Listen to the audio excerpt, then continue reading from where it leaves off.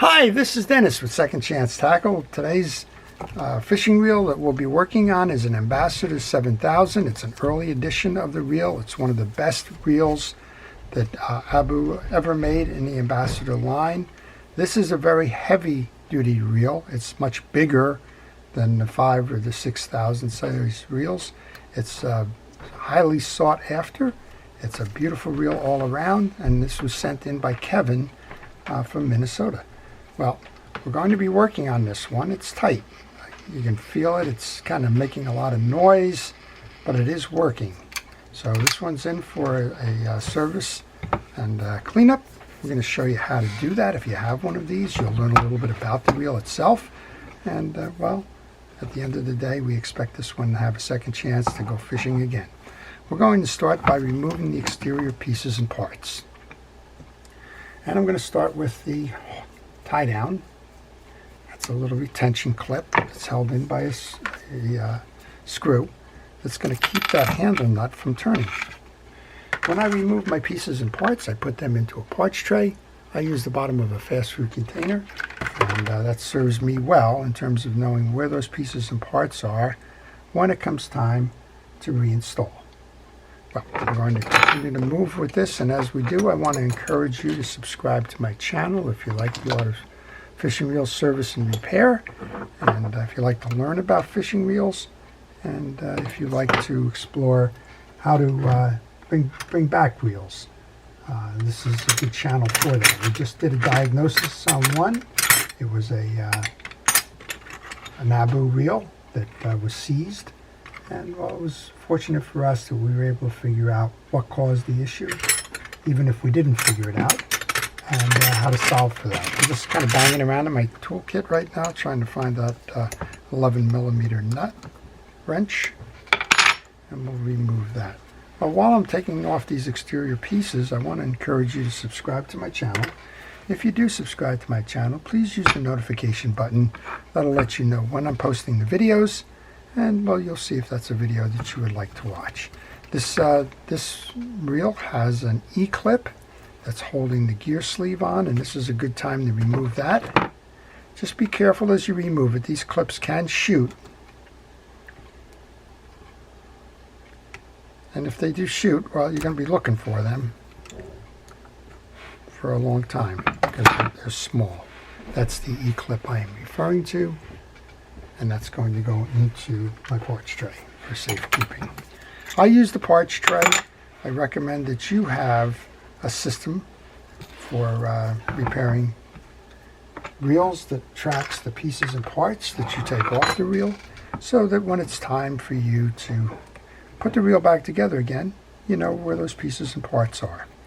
I'm going to remove the star adjuster now. All of those pieces I'm putting in one side, and then we have 3 thumb screws that hold that side plate onto the reel itself. So let's take those off. That will enable you to remove the side plate from the reel. And we have our spool, and our spool has 4 little wings in it that have spool brakes on them. And when I take these spools off, I like to make sure that I move all of those brakes inside, because when it comes time to reinstall, they all have to fit inside this ring. And if the brake is left outside, that will get trapped, and that will become problematic. One more thing I might as well do while the spool is off, and that is to clip that one little piece of line that remains on the spool. And here's the thought: if you're putting braid on this is a very smooth arbor. Sometimes you'll get braid slip because there's nothing to grab the braid, and the braid is very fine. It will slip on this. So make sure you back a reel like this that has that type of an arbor with some monofilament before you install the braid. Okay. Well, is there any question as to why this is what it is? Take a look at the grease and the dirt and the junk on the inside of this plate. That's really clean up in aisle 7 there, isn't it? All right, well, we're gonna put this gear side away for a moment. We'll come over here, see if we can't get that side plate off and get that cleaned up. I guess it never ceases to amaze me when I find things like this. Some of that is a creature of, well, what I'll call the old school fishermen. A lot of times when reels were not watertight, they would overpack with grease. One of the problems with that is when you stop fishing with the reel, the grease evaporates, it hardens, and it actually becomes an inhibitor to reel performance rather than a facilitator. All right, those 3 screws go into my parts tray. Now I can pull off that side and just kind of have a nice look at all that junk in there. Well, I'll tell you a little bit about what I'm going to do, then we'll shut the camera off because it's going to take some time, and you really don't need me to see me just doing all of that. I'm going to use a series of things to clean with. This is a cotton swab. I'll use some penetrating oil on the parts that are rough. I can actually use a screwdriver. I have a screwdriver I don't do much with other than cleaning, but I can go in here and just kind of pull all of the old greases off. And then I'll wipe that onto a paper towel so that I don't transfer that to my bench. And well, that'll save you a couple of cotton swabs, I guess. But there's just an awful lot of grease in here. So I'm going to shut this down for a moment. When I come back, you'll see a much cleaner version of this reel. And well, we'll pick it up in terms of how to service it. Okay, after much luck and a lot of patience, we've cleaned out most of that. There's a little bit left that's just been kind of sticky. I had to remove the drive gear for your worm. This is a metal idler gear. It's not a plastic one like you find in most models. So what we want to do on this one is we want to make sure that we grease this, but certainly not to the extent that it was greased before. I'm going to replace that on here. I'm going to put a little bit of grease into the bushing on the back side. And this one was held in by an E-clip. You didn't see me remove this because, well, it was all buried under that old grease. But we'll put that E-clip back on as well to hold that gear in place. That's what that assembly should look like now, turned free and easily. While I have this case open, I do want to clean it. I mean, I've been cleaning everything else here, it seems. Let's go ahead and clean the case. I'm going to use a kitchen scrubby, just a corner of one, and a rod and reel cleaner to take care of that. A couple of squirts. You don't need a lot of this. It's pretty powerful stuff. This one is Penn's rod and reel cleaner. It will take care of a lot of the greases and grimes, the films that accumulate on the reels, and so on. Not necessarily everything, but it certainly will shine it up better than it was. And it will cut through some of that grease. I'll get the case kind of cleaned up on all sides. There's no sense spending all the time doing your servicing of your reel and not spending a little bit of time just doing the cleanup here, cosmetically. Of course, you want to take care of the mechanics first, but cosmetically, always a nice thing to try and do that if you can. Okay. Well, some of you may get confused which side of the reel is which since we have both side plates off, but it's pretty straightforward. This one has the worm gear in it, so that's the side that gets this side plate. Let's go put it back together again. There's a reel stand here, or a reel foot, whatever terminology you want to use. It will sit right over that, and the writing on the reel is parallel to that foot. When I do these things, I like to get the parts out of my tray and back on the reel as soon as I can. That way I kind of avoid losing them. So we've cleaned up the side plate. No need for these things to hang around for the next project. A little bit concerned I'm going to find the same thing in that other side plate, a bunch of grease. But I guess we'll have to wait and see on that. Alright, let's take care of this. While I'm doing that, if you have any questions on this reel or any reel, leave those questions in the comments section. I will try to answer those for you. Maybe you're working on a reel and you're stuck. Maybe you want to know Don't worry about the manufacturer of the Ambassador reels or any reel. Just leave it here. I do try to answer those in the morning. Okay, a little bit of rod and reel cleaner on the side, none the worse for wear. Got a nice clean inside. Next thing I want to do is service the line guide pawl. You do that by removing the cap. And then these pawls can either be tapped out like that, or you can usually get a utility knife or something to grab this little ridge here and pull it out. When you do your pawl service, make sure that the shoulders on the pawl are clean and free of debris. Also check to make sure that the 2 points on the pawl are equal. This one is. I'm going to put a drop of oil into that and a drop of oil onto the line guide. Now if this line guide was dirty, take a piece of paper towel or something, just kind of bundle it up, run it in there. I'll show you in a moment. Let's get this pawl back in first. If your pawl is sitting proud, just put pressure on it, turn the inner wheel. It will move it to seat down, and that's the proper seating of the pawl, just a little bit exposed. And put the cap back on, and then I'll show you if your line guide is dirty.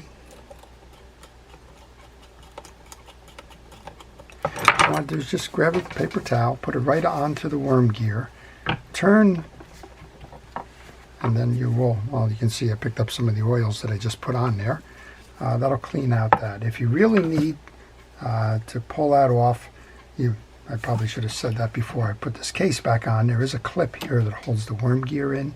You would remove the pawl and the cap, then you can flip that clip and pull the whole line guide out. All right, let's put the oil back on it that I just wiped off of it. And that side's pretty much ready to go. We can put a little bit of grease onto the stud on this side. We'll grease the other side in a moment. Put all of this back in, and one half of the reel is completed.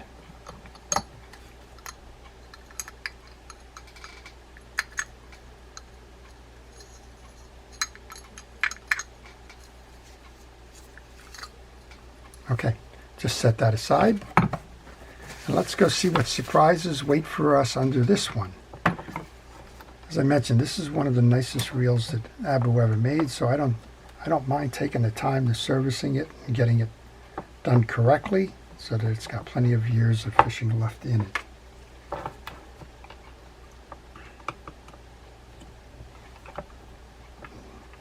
Just from the weight of it, I'm going to guess that we have an inside that looks the same as the back side of this. The two screws, once the side plate is done, hold the case on. You can just lift it up. And yeah, I guess we pretty much have that same issue over here. So back to turning the camera off. Hard to show you anything here. We will pull this stem off like that. That stem has the anti-reverse dog on it. And well, we'll just take a moment to clean this side as well. Okay, well, that took some time, but we're cleaned up. Now, one of the things that I get asked frequently is, do I need to remove all the pieces and parts to do a basic service? And the answer is no. As long as you don't spot anything that's broken, things like the trip mechanisms and that can be left alone. I did remove the pawl before, the pinion gear before, so I want to check that. Make sure that all of this is uniform and cleaned, and then reinstall. There's two sides of this. There's a wide opening side with a slot and a flat side. The wide opening slot goes in. And the best way to put this back in is to put the trip lever into the free spool release mode, and then, well, trip it back. These two levers are going to trip these back. They're going to release the springs. That's how the reel will do it. Notice I got a little bit of dirt left on that one side there. Let's go ahead and clean that out a little bit. And I used a series of cotton swabs and penetrating oils and the like. And, well, there's quite a bit of evidence there that there's a lot of grease that, well, was inside that reel. Okay, that's in. Let's take a look at the main gear then. Here's your assembly. We have a pressure cap. Then we have a main gear assembly. And we have our anti-reverse dog, clutch. And on our post is a little copper ferrule. We're going to just pull these off. There's two shim washers that go underneath. I'm just going to check our drag washers here. Now, these are solid drag washers, so they're non-permeable. And generally speaking, you do not need to oil or grease those. There's one in the case here. I guess I can flip that out and take a quick look.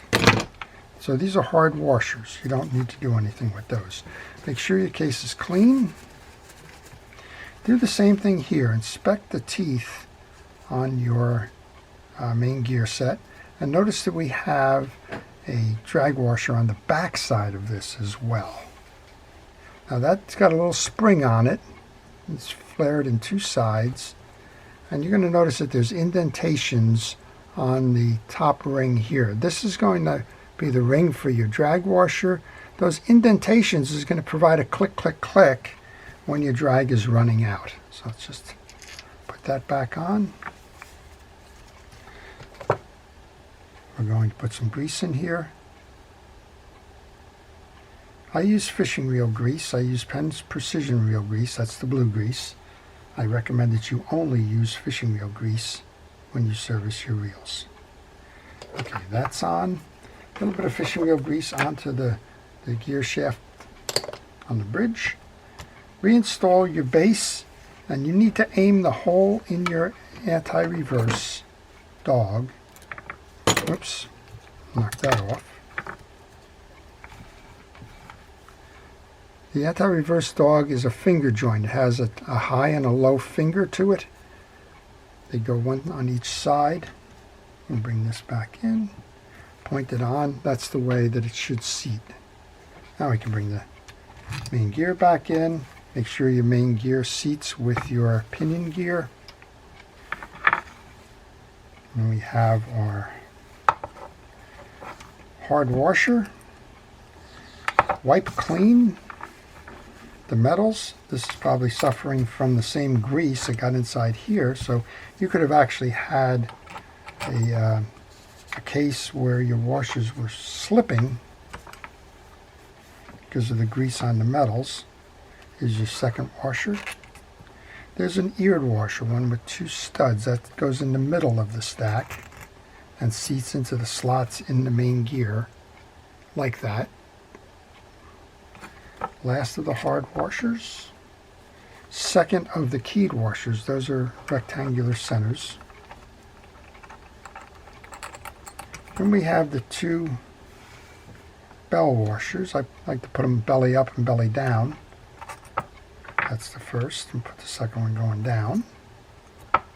And we have our cap washer that goes next.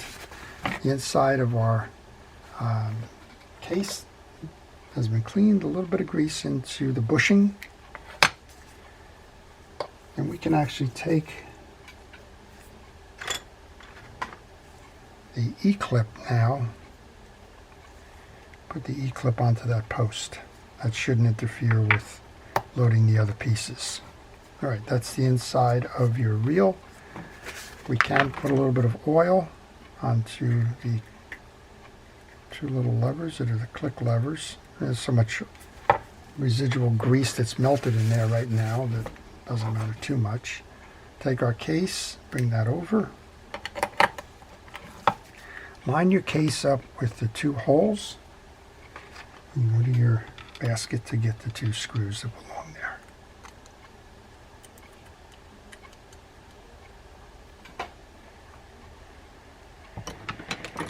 I have a little micro driver I'm going to use here. You can use a regular small screwdriver. Sometimes this gives me a little bit more. Make sure that your seam all the way around with your cap doesn't have any gaps in it, that it fits nice and tight. So these are wonderful reels.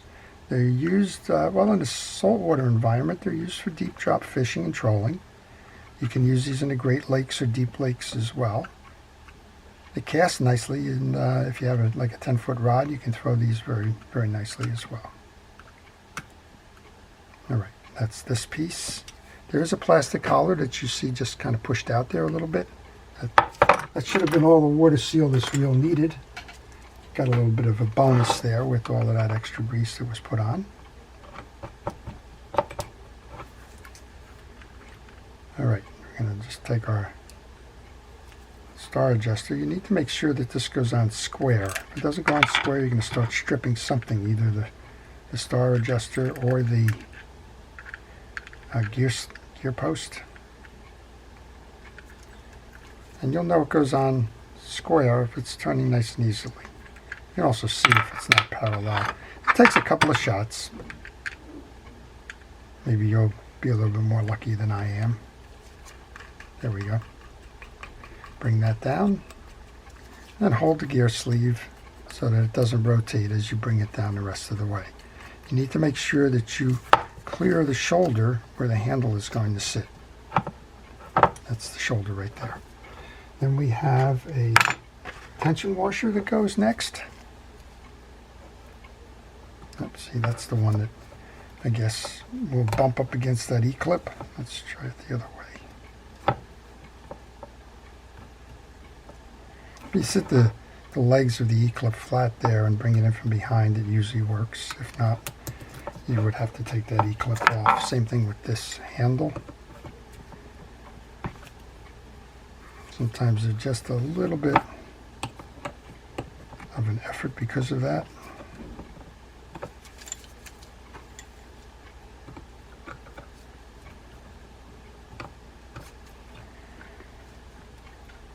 And I guess we're going to take that off. I don't want to force anything. You shouldn't force anything either.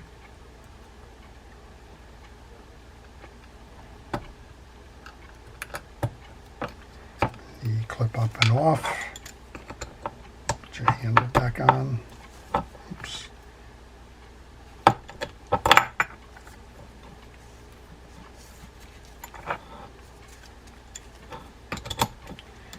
Now we can put the E-clip back on. So we're going to have the clearance there. The cap goes next. You can use that pad. This handle's been beat up pretty good, but you can use that pad to clean that as well. Again, same thing with the nut cap now for the handle. Make sure that it goes on nice and easy. If it's not going on easy, you're not doing it right. So stop. Check that you're threading it squarely. When you have the flat side facing the hole, or you have the point facing the hole, your tie down will generally work. On this one I can actually move it just a little bit more to make sure that I'm lined up. And that's the last piece of this reel. That's the tie down screw. So let's put that on. We'll take the grease brush and make sure we get a little bit of grease onto that shaft. And now we can reinstall.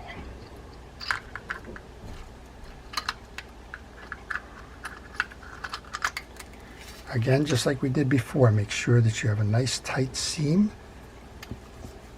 before you start tightening the screws.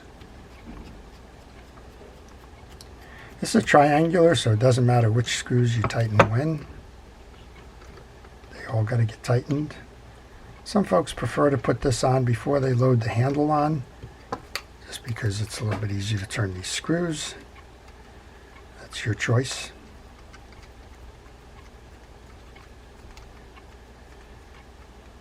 All right, almost done. Almost time for a test. If you like, you can take a pair of pliers and just the slightest turn, just to make sure that they're extra snug. Don't over tighten them. That's not going to achieve anything. Okay, so let's give it a turn. Oh, there's no complaining now. So it's funny, isn't it, that you had a reel here that was complaining and it had all the grease, just had all the grease in the wrong places. This is adjustable on both sides. That's a sign of an older Abu reel. And what that is meant to do is for you to adjust the spool so that you have equal clearance on both sides of that spool. If you leave one side loose and tighten the other up, it's going to push it one way or another. You need to make sure that your gap is right on both sides. Let's push our free spool in, make sure that we have a nice turn to that. You can adjust the tension on the spools by adjusting the spool, freer or lesser depending on what you need. This one turns nicely. Make sure it bounces back. It does. And there you go. So that completes the service of the Abu Garcia 7000. It's a beautiful reel. This is an early edition of the reel. And oh, by the way, let's make sure that that click works, which trapped in grease. It does, the bait alarm, if you will. And that's it. So Kevin, you got a nice reel to take fishing again. Again, one of the more highly desirable reels in the Abu series. This one's a beauty. It's all cleaned up and ready to go fishing again. Well, I hope you've enjoyed the video. If you did, please like it. To our first responders, our police, fire, rescue, EMT, and all, thank you for everything it is that you do, day in and day out, to keep us safe. Well, that's been an adventure. I guess we've learned how to clean a reel, if nothing else. We've learned the mechanics behind the Abu 7000, and well, we got to see how it's supposed to work. I hope you've enjoyed that. This is Dennis with Second Chance Tackle. Have a great day.